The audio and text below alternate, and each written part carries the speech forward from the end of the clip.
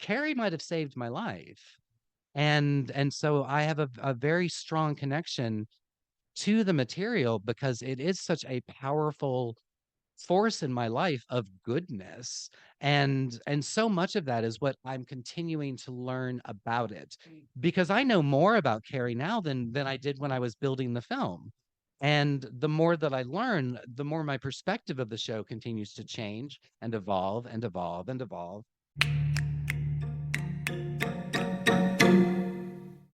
Hey, Ivory Tower Boiler Room listeners and true crime friends. You've heard me gush over this incredible woman and her beautiful products. I'm talking about Mandy Made It. Mandy makes customized and original crochet and pre-cut goods. They are the perfect, unique, one-of-a-kind gift for literally anyone in your life. And she makes incredible home decor. I still have my pumpkins that I put out every fall. I just love them. Check her out on Instagram at MANDEE Made It, or search Mandy Made It on Facebook. To order, just slide into her DMs, and if you mention the Ivory Tower Boiler Room, you will receive a free personalized gift with your first order. So, go on Instagram and look up at Mandy Made It, and Mandy is spelled MANDEE. Again, her handle is at Mandy Made It, Mandy spelled MANDEE, and order today.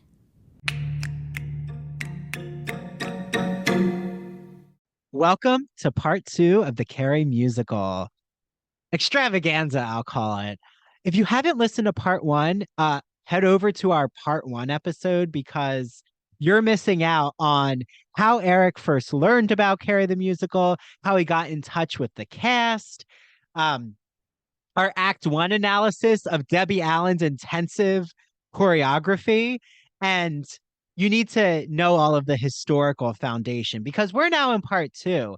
And I had just ended by asking Erik how the cast now responds after 35 years of Carrie the Musical being out in the universe. So here you go, everyone. Enjoy part 2. I know you've talked to almost every living cast member. No, that's not true. No. But I've talked to several of them, but I haven't had a party with with all of them. So, but Um, but no, I've talked extensively with Linzi. But I mean, actually, Linzi and I haven't talked extensively about Carrie, but we have talked about what the master cut means to her, and I don't want to go into too much detail about that because it is personal. But what I have discovered in conversation is that the film has made it possible for people who were involved with that production to let go of a narrative that has haunted it for 34 years, which is biggest all-time flop ever. You can't have a conversation about Carrie without having the flop conversation. I want to have a conversation about Athena, and I want to I want to have a conversation about the production and what it's doing, and people want to talk about 5 performances, and I hear parroted opinions from that they've read somewhere. And what makes me insane are people who don't have opinions of their own. They just say what other people have said, and you're hearing it's like, well, I've been hearing that and that and that for years. And it's like, do you got anything new? Do you got anything fresh? Um, and the film is presented without editorializing. Now, clearly, it's built and created by somebody who deeply loves the show, but there's nowhere in it that prefaces its run, or the reviews or what anyone had to say about it or anything like that. It is simply the show, and the show only, on the show's terms. And when you look at it from that perspective, things change a bit. And what I have, and this is the blessing of, far beyond my wildest expectations of this occurring, but the blessing of the film is that originally this was something that I ended up doing for myself. And It was a project that I began because I wanted to learn how to edit. And I figured that the easiest way, the hardest way to learn how to edit would be dealing with choreography. So it started with like these little projects. And then it grew and grew and grew. And then suddenly I was doing this thing. And I was about halfway through it, really into it, really excited about it. Had already decided I was going to release it publicly. And then I had this moment where any confidence that I had in myself or in it just disappeared. And I thought, well, this is going to be a disaster and I'm going to be a laughing stock and I'm not going to release this. Maybe I'll finish it for me, but I'm not letting anyone see it. And um, and that was a really powerful 5 minutes in my life because within the same 5 minutes of me deciding I'm going to stop doing this thing that I love doing with this piece of art that I love so much because I'm so afraid of what other people think, that's when it occurred to me a question. How often are decisions in my life made based on what I think other people want and think and need from me? And the answer was everything, absolutely everything. And upon the realization of that, it's a heavy realization to realize that you're living your life for other people. And usually the wrong people, the wrong people. And oh, and that's when I was like, well, screw this. And I finished it and I was very happy with it. I set it free into the world.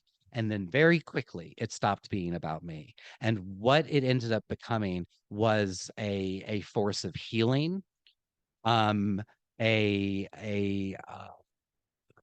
closure. It's offered closure. It has made it possible for people to look at their work and see the show they did. And that's it. And and so it's not about me at all anymore. And that's exactly as it should be. And I mean, that's when I discovered, oh, when I'm actually doing something purely because I must, um, it seems like good things come from that. So it was a very hard one lesson that it took me several years to get to a place where I was like, fuck everything. And I've been a very happy person ever since. Carrie might have saved my life. And so I have a very strong connection to the material because it is such a powerful force in my life of goodness. And so much of that is what I'm continuing to learn about it because I know more about Carrie now than I did when I was building the film. And the more that I learn, the more my perspective of the show continues to change and evolve and evolve and evolve. And um and that's why I think that it's wonderful that Carrie's power isn't defined. Carrie's an X-Men. Carrie belongs in some special school. Carrie can make things move. She can set things on fire. There's a really fantastic moment in And Eve Was Weak when Carrie's mother shoves her into the basement to pray for her sins. And once that happens, a burst of flames comes out of the wall of the house. And well, what does that mean? And is that an omen? Is she foreseeing something or is she remembering something? Because who is Carrie's father? So now we go back into the Greek mythology of all of it. And and I mean Carrie, okay, so like gotta get looking at my notes here. Um Well, and if I just may jump in, Erik, like I love this, like going into the Greek mythology. I mean, it also, I think, yes, Carrie, her getting her period, that's the type of fairy tale coming of age. Like, oh, okay, now she's a woman. Is she going to find her Prince Charming? I mean, that's where the fairy tale would start to try to like add in the layers of adolescence for women. But instead, like you're saying, there's actually something even stronger, which is her finding agency, but her springing up out of um almost Venus rising from the foam, that we don't know her father. There's so many unanswered questions of her power. she's a Nothos. She's a bastard. And and there were two kinds of Nothos in ancient Greek, and I think that she was the first one, which is a metrissanoi, and I forgive me if I screw that up, but it's a child born to a citizen of Athens and a non-citizen. and that means that the mother is a foreigner. Margaret's a foreigner. Margaret does not belong in this world. And those children, regardless of who the father was, were more often than not frowned upon, kicked around. They were the outcasts. She was a mixed blood, illegitimate child, and she was stigmatized. And but Margaret sings, "Oh Lord, I've seen this power before." What is she talking about? And that's in Pitchford's lyrics. That's not Terry Hand's. What is she talking about? And so if we take it back into Terry Hand's vision of it, was Carrie the daughter of a god? Was Carrie like, where did Margaret see this power before? And sometimes Greek gods would marry humans. Sometimes if they didn't marry them, they fell in love with humans, but usually they seduced or raped them without marrying them. Okay. So was Carrie's father Prometheus? Or was he Hephaestus? They were both fire gods. What are these flames? Yeah. Well, and of course, um, Margaret, I mean, we see it definitely from the source material with King, but she is traumatized. I mean, the religious, not to give her, there's not an out for her, but the religious zealot in her comes from, was she assaulted? Which I think we're supposed to think, yes, there was some kind of abuse that Margaret faced, that now the religious zealot evangelicalism is coming from her not working through trauma, but now how is she um how is she bringing Carrie into this trauma? It's a trauma bond she's trying to create, but unfortunately, Carrie is not allowed to grow into her own. Like she has to conform to Margaret's vision of her, of protecting Carrie, of not having men, you know, seduce Carrie or Carrie to um fall into a type of abuse. But yeah, I don't know. Margaret's always fascinated me with that because there's so much psychological layers that she's dealing with. Well, and as it's presented, when Margaret and Carrie's home first appears in the production, it it's it's a floor and a wall, and it's a raft. It's a raft in the middle of all of this. The two of them are not, they do not live in this world. It's a wooden floor and wooden planks for walls, and it has no identity in connection whatsoever to anything else we see in the show. This is a different world. And that is The underworld in a way. well, yeah. It's but one of the things that I find so masterful, not only in the staging, but in the writing, is that the the depiction of an abusive relationship in Carrie, this musical, most especially this production of it, is perfect. It's perfect. So we have the violence in And Eve Was Weak. We have the assault. We have the physical harm done. And then the next time we see them, we have this heart-wrenching moment of Margaret begging Carrie to forgive her for beating her up and explaining, "You're the only one. We only have each other. I'm the only one who will ever love you the way that I love you." And Carrie giving into it and saying, "Yes, you're it. You're my world. You're the," and and it's an Evening Prayers is a masterpiece of musical theater writing and of storytelling, because everything that anyone needs to know about how an abuser lures the victim back into the web is all written into that song. And then during the destruction, um, Carrie becomes her mother. Carrie begins a reprise of And Eve Was Weak. God has seen your sinning, just beginning. Pray for your damnation. Pray for your salvation from damnation. Pray or he will burn you. He will burn you. Everything that Margaret sang to her when she was beating her up after she had her first period, she is singing to the victims that she is murdering at the prom. Prom's a whole other thing we're going to get to. But the point being is that the abused becomes the abuser.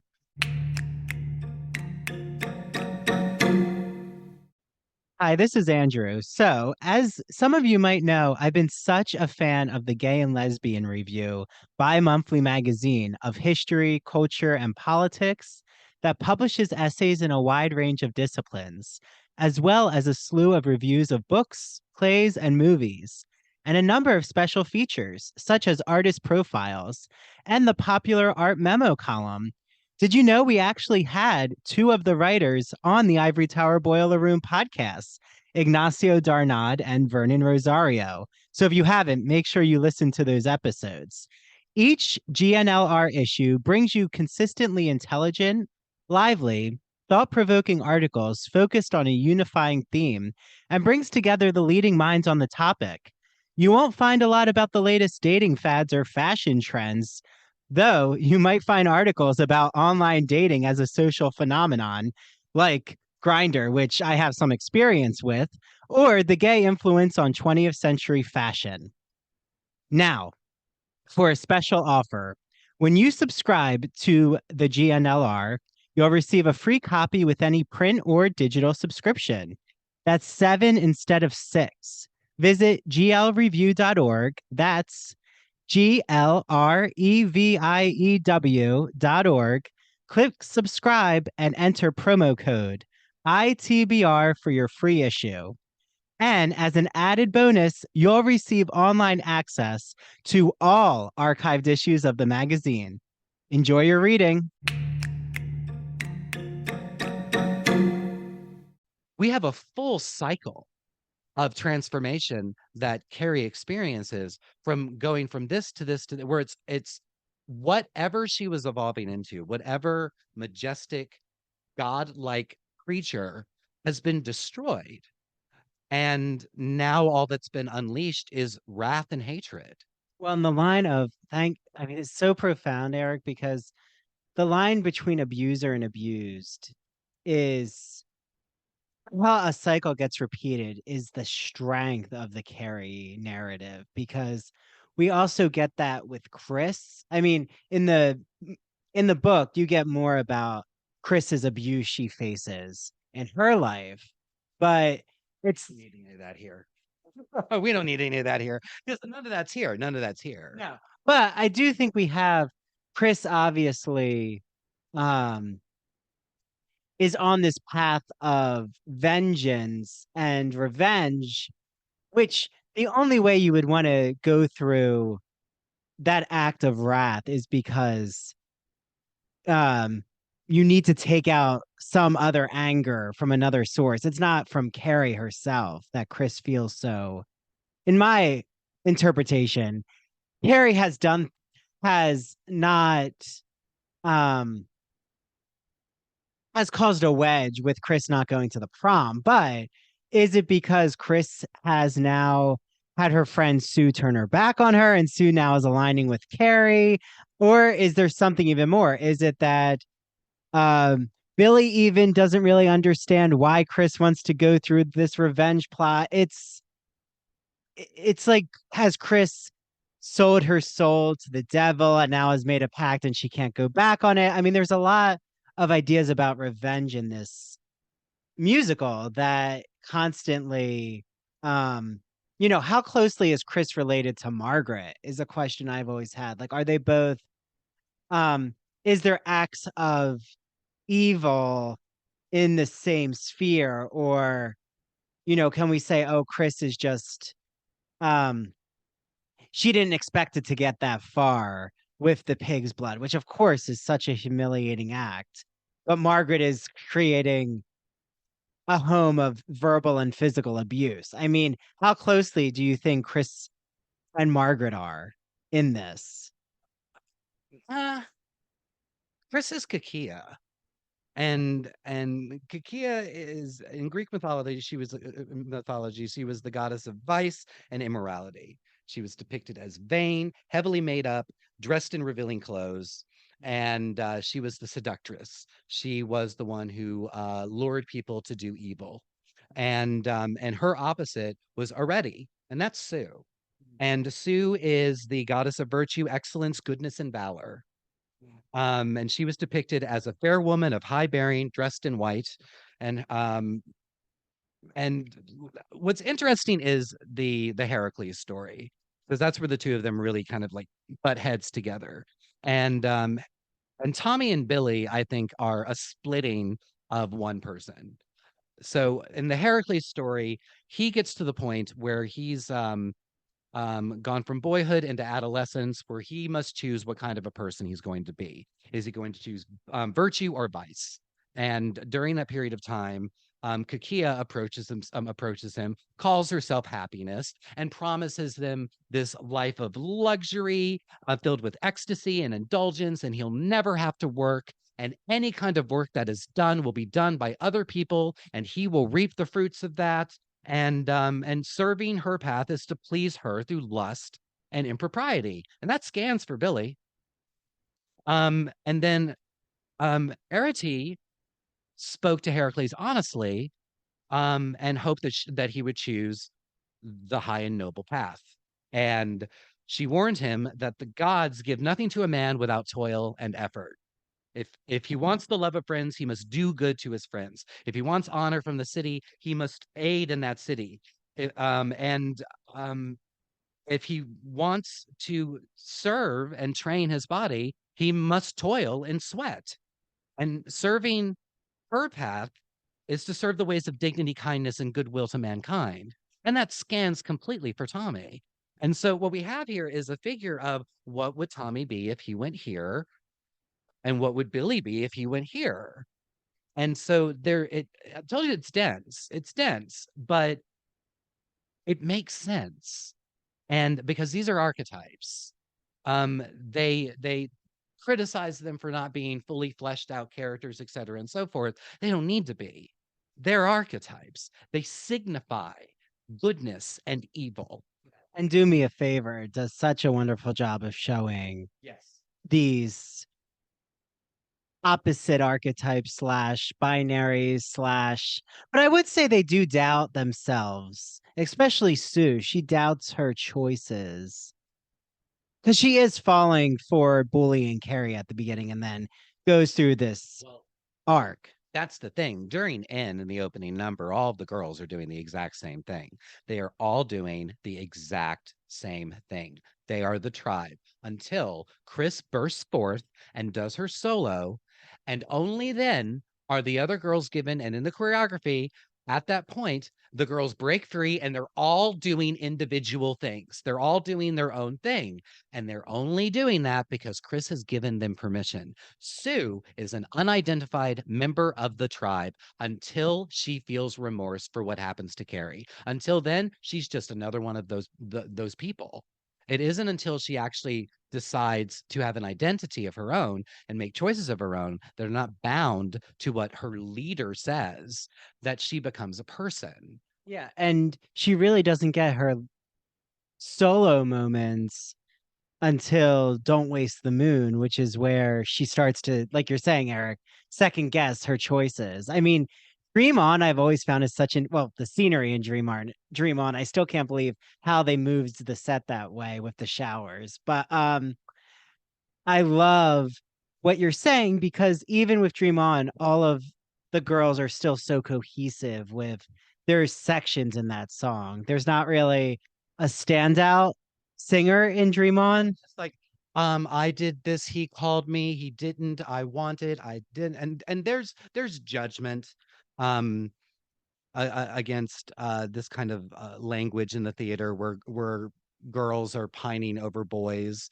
as if that's not a real thing, as if teenage boys aren't talking about girls all the time. And it's something that was revised in the title number where they removed the section of Carrie dreaming about a boy. Well, she's 16 years old. Of course she's dreaming about a boy. That's what 16-year-old girls do. That's what I did when I was 16. I dreamt about boys. Well, and I would say the 1988, in my opinion, has a lot of female empowering parts in the musical theater world. I mean, yes, do I love Billy and Tommy? Yes, I like their parts, but I wouldn't say that I would say Chris and Sue definitely are featured more, definitely, than Billy Oh. and Tommy are. Well, as the kids would say today, um, Chris and Sue are girl bosses. They are in charge. They know what they want, who they are, and they are making it happen. And they are, and Do Me a Favor is fascinating because it's all about sex. It's all about sex. I will have sex with you if you do this. And it's coming from both ends. It's coming from Sue and Tommy. Now, Sue and Tommy are like the la la la la about it, but if you look at the choreography and Do Me a Favor, once again, we have this tribal thing. This is where Debbie Allen and Terry Hands really merged together so magnificently. All the kids in Do Me a Favor are doing the same thing. The only people who break from this are Tommy, Billy, Sue, and Chris. That's it. Yeah, there's a huge opening of Do Me a Favor of just instrumental that I always find fascinating, where everyone is part of this cohesive tribe until the foursome breaks out from them doing their solos. And I mean, talk about a solo. Gene Anthony, right? I love like all of the sass and choreography he's giving as Charlotte is singing. And I mean, so does Billy. Like the men are complimenting in the back. They're dancing as the women are giving their solos. So yeah, so interesting. But why do you think I have to go there? I mean, why do you think there is such this discussion about Terry and Debbie Allen having friction? I mean, because I agree with you, it does blend so well.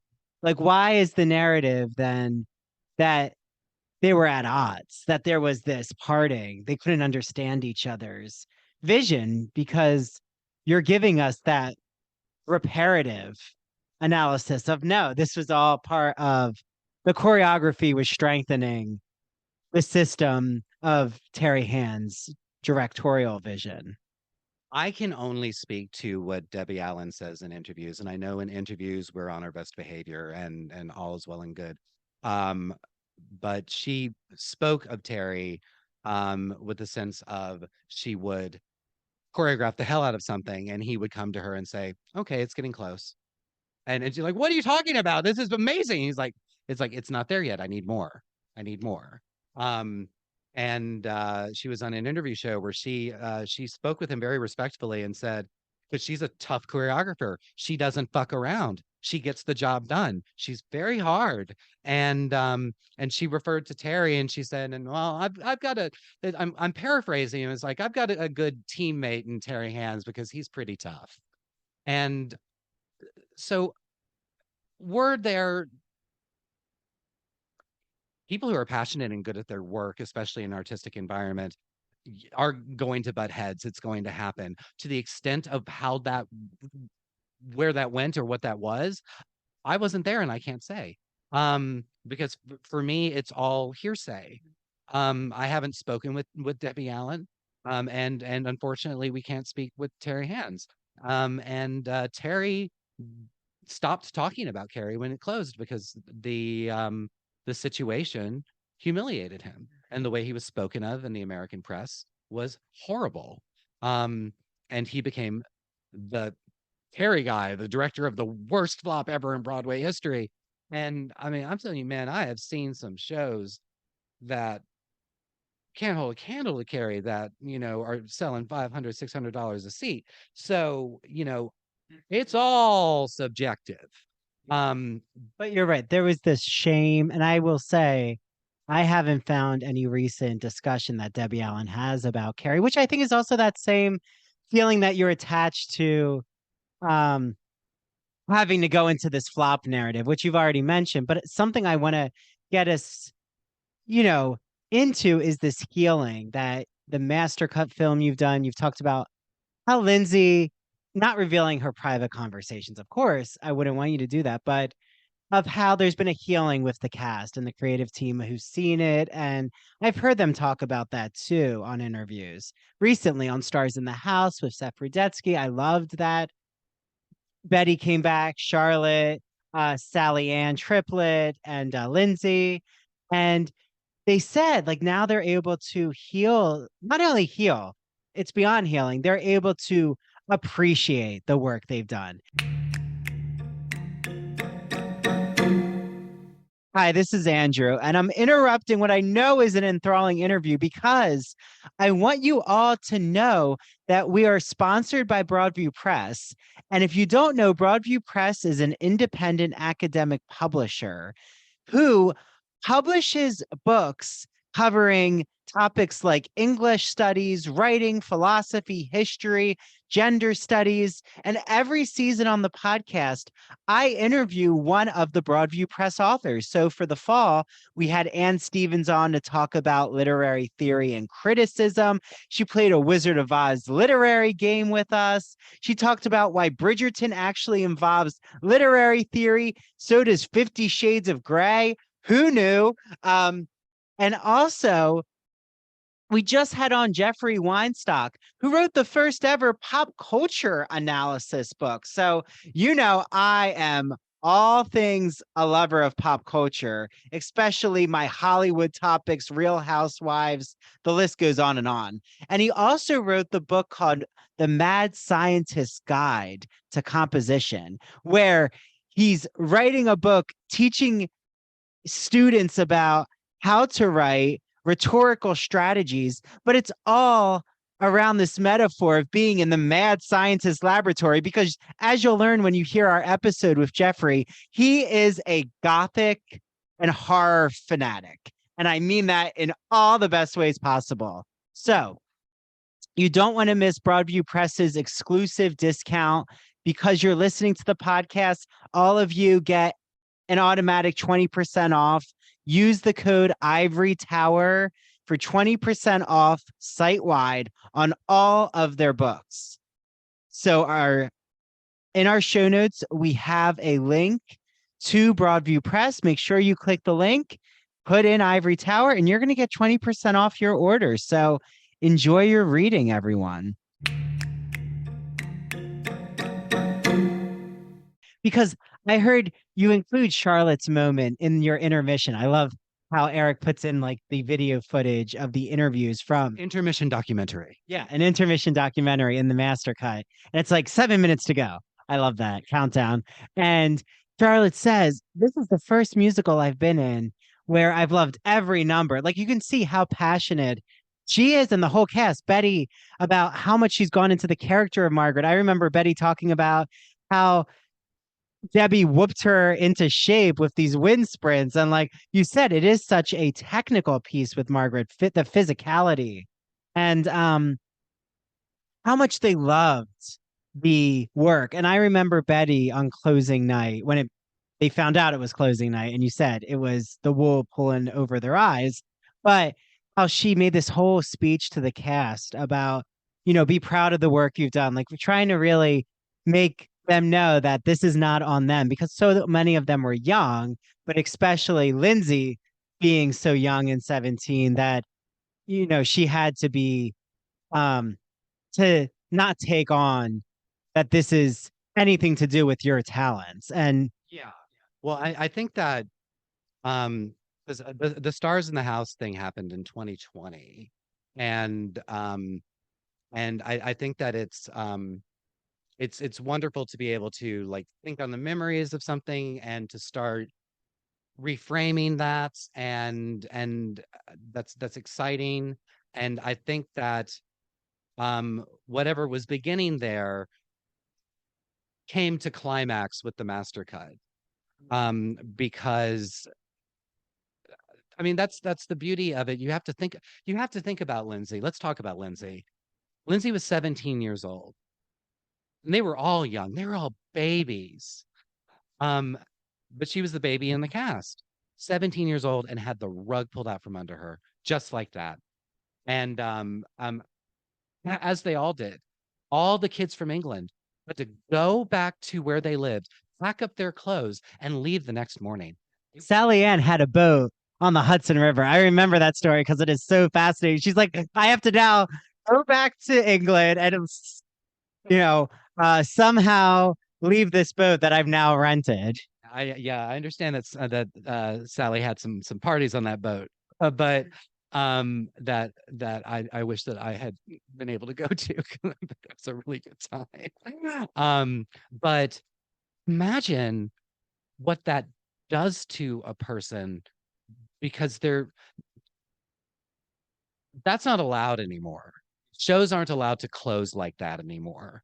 They give closing notices and then they play the rest of their run, and which I think is fantastic, because we're not going to allow anyone to traumatize these people ever again in that horrible way. That the Glory Days opened and closed in a night in the 2000s, and I believe that's the reason why some rule was instated where we can't do this to these people. But then you have this cult following that had already begun. It had already begun, but like when the show was in previews, the cult following had begun.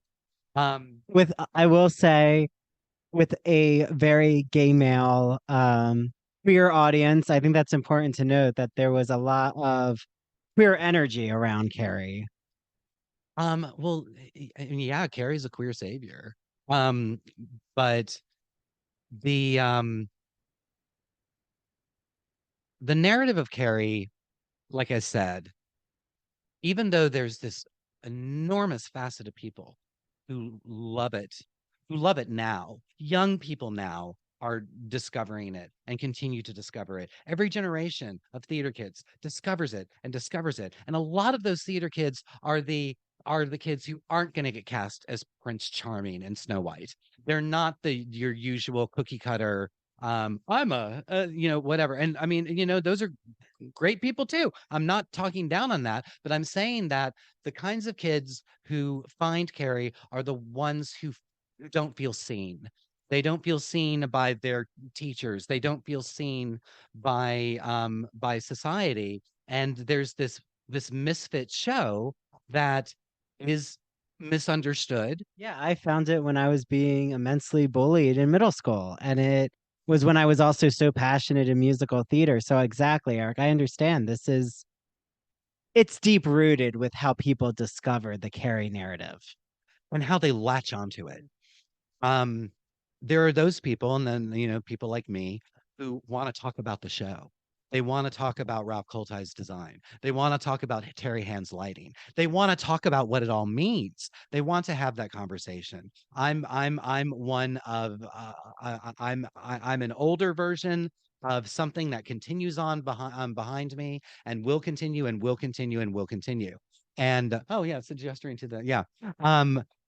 But then there's the flop narrative. So imagine having the rug pulled out from under you.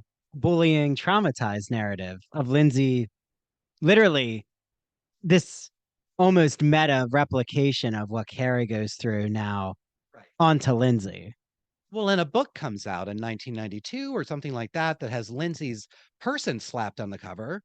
And like, and they call it Not Since Carrie, and it's filled with really damning editorializing that I've heard parroted back at me again and again and again. And Ken Mendelbaum's book is a joy. It's a joy, but it has become a kind of a thorn in the argument for Carrie, because people read that and they decide from that that's what the show is. And well, that's not very fair. And Well, and also can't I think now we can see you can have quote unquote a really short lasting musical, but that doesn't mean it's not full of the nostalgia, the love, the passion, the joy that you can love something that closed so soon. That it doesn't have to be like a flop can have an uplifting message of, oh, we have an audience for something that was a flop. Like it doesn't have to have the negative baggage. well, Now, Carrie isn't a flop.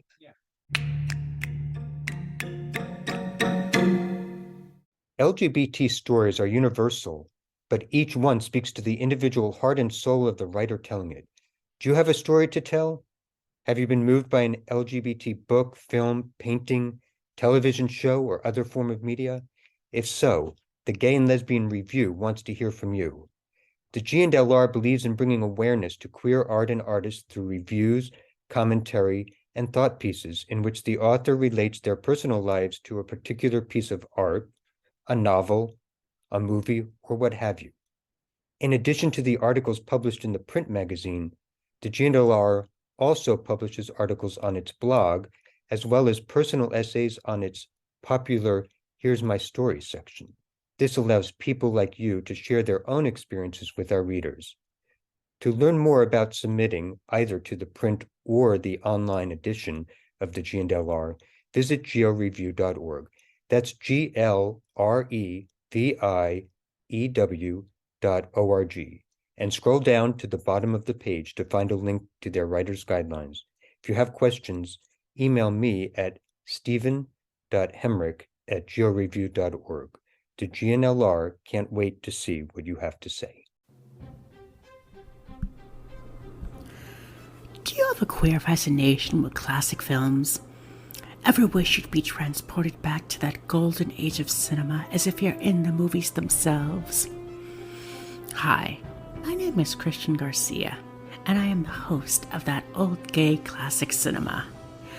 Join my friends and I as we travel back in time to that classic age of film and peel back the layers of how these films transformed our view behind the camera and into the lens of cinema.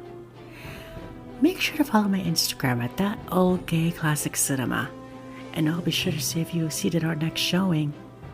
See you there.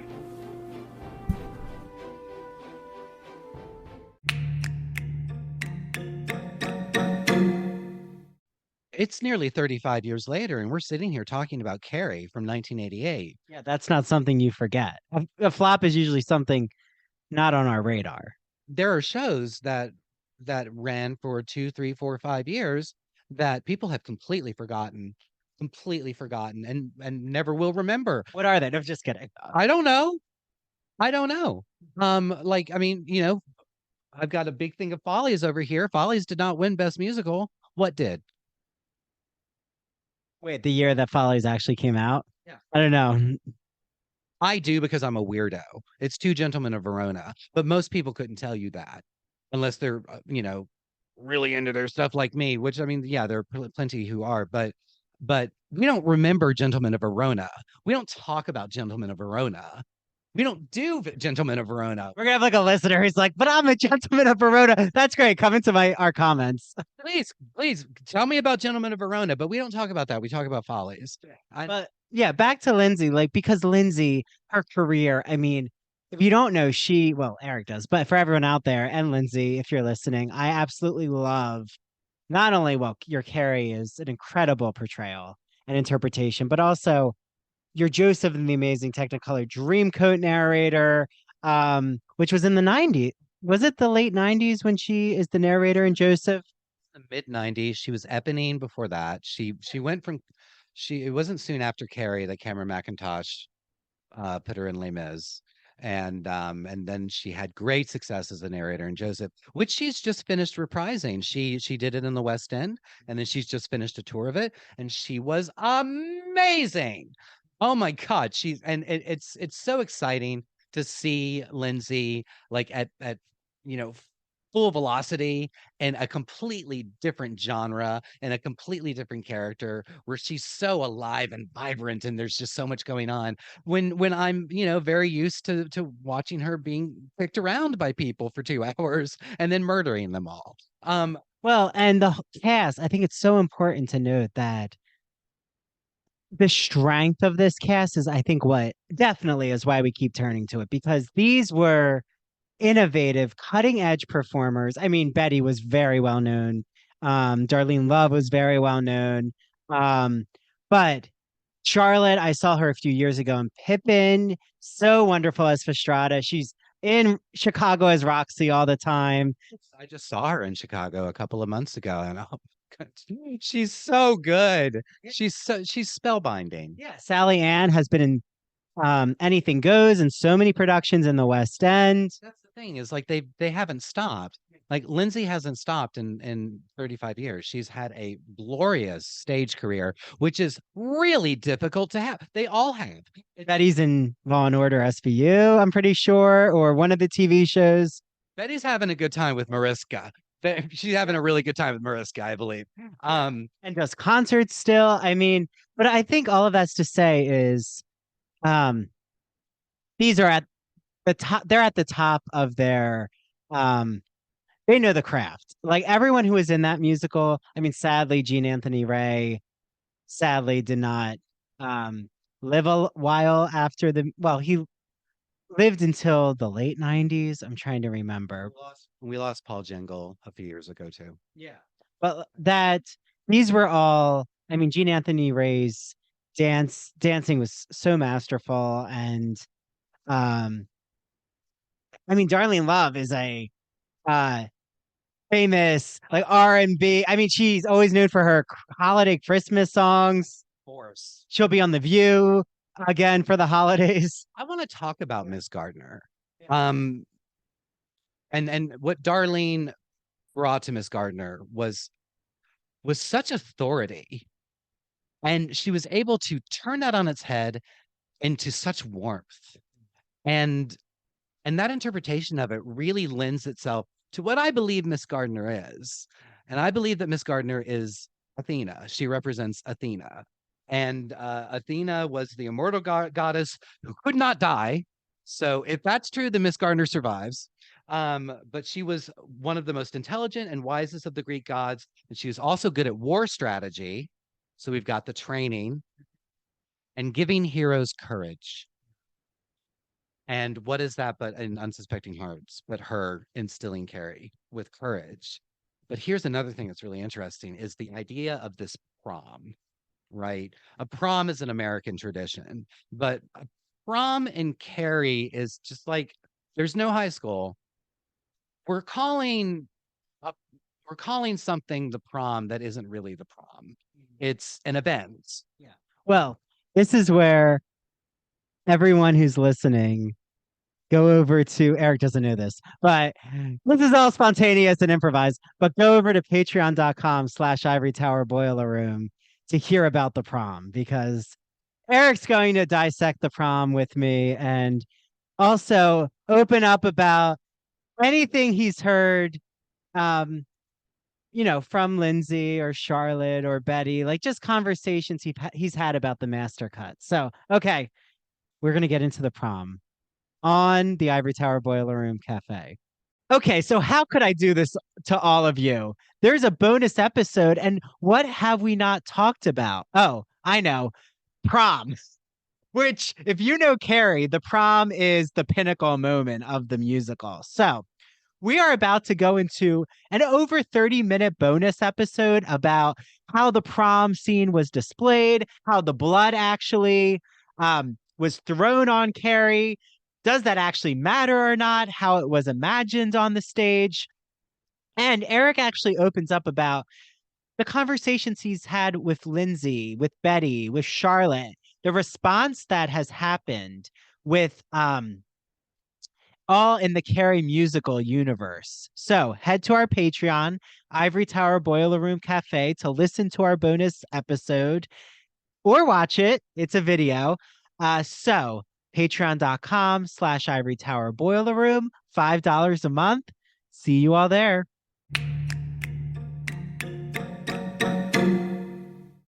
Thank you so much for listening to the Ivory Tower Boiler Room. This is Andrew Rimby. I really hope you follow us on social media, because that's where you get to see all of the exciting video clips, teasers, and humorous moments. So follow us on TikTok and Instagram at Ivory Tower Boiler Room, and on our Twitter at Ivory Boiler Room. I hope you all are following the Ivory Tower Boiler Room Cafe and become a member for only $5. You get all of our interviews and episodes ad-free. You also get to watch the video interviews. You get to see my lovely face and the guest's lovely face, and you get access to all the bonus episodes. So Dr. Jake Newsom talking about the history of the Pink Triangle, Zach Topping talking about being an Army vet and what that meant when he wrote a war novel and a dystopian novel. You get to hear Gregory Maguire's breaking news about the Wicked movie musical, Jesse Green talking about Richard Rodgers and Oscar Hammerstein, and what did Stephen Sondheim actually think about Rodgers and Hammerstein. So head to patreon.com/Ivory Tower Boiler Room. Please provide me an iced coffee. I would love it, because I need to stay up to do all these edits. So yeah, See you all in the Ivory Tower Boiler Room Cafe. And here is Mary DePippi from True Crime and Academia. Hi, everyone. I am Mary DePippi. As Andrew said, I am the host of True Crime and Academia. True Crime and Academia airs on Fridays at 7:30. Now, to find all things True Crime and Academia, you can follow me on Instagram and TikTok at True Crime and Academia or on Twitter at TC and Academia because, well, they hate it when you have too many characters. Like I said, True Crime and Academia airs on Fridays at 7:30. But if you are a subscriber, you get a bonus episode. That's right, a whole episode just to yourselves that no one else gets to hear. Like, I do a deep dive on the case of JonBenet Ramsey. I deep dive Casey Anthony. We talk about the history of the lobotomy. And most recently, we talked about the Night Stalker himself, Richard Ramirez. So if you want to access all of that extra wonderful content, go to patreon.com/Ivory Tower Boiler Room. And like Andrew said, if you could just please buy us a nice coffee, that would be great. That would be really, really great. It would be great. We appreciate it. We also interact with all of you on Patreon. So ask us your insightful questions. We will answer them for you. And we want to thank our Spring 23 interns, Andrea, Caitlin, Rosie, and Sheila. Thank you so much. And we can't wait to see you all back again in the Ivory Tower Boiler Room. Happy winter, everyone. As a Long Islander, I was so excited when I finally found a med spa that totally matched everything I wanted. I was looking for a good facial place, a good place that had skin products. And guess what? In my hometown now of Port Jeff Village, there is Skin Med Spa. And I'm here with the owner, Lauren, who's going to explain to you all what kinds of services are offered, products that are offered, and why you should come to Skin Med Spa if you're in the Long Island or New York City area. Well, we wanted to open up a place that was offering all holistic, natural treatments that were really providing results driven, where someone could come in maybe struggling with acne and has tried so many different products and they couldn't find what's right for them. So we customize all treatments to really help you dive into your skincare goals, whether it's anti-aging, rejuvenation, like I said, acne, just to help with cellular turnover, focus on building healthy skin. We have 2 locations. We have Skin Med Spa and Body right here in Port Jeff Village. And again, we focus on all natural plant-based skincare. We'll help you design a good custom skincare line for you, and we'll help you find the right treatments, whatever your skin needs. Yeah, so Lauren and Sarah, they know that I get butt cupping here. I get hydrofacials with Rosie. I get jet peel facials with Lauren. Everything here is so wonderfully curated, like Lauren said. And there's just any kind of product. Oh, I know. There's now laser hair removal. I mean, there's always a new product being offered. So everyone out there who's listening, if they want to come to Skin Med Spa in Port Jeff Village, how can they find you and get in touch? We're really active on social media. So at Skin Med Spa PJ on Instagram, that's the best way you could probably find us because we really try to post daily updates of our clients and who's coming in and the treatments that we're doing.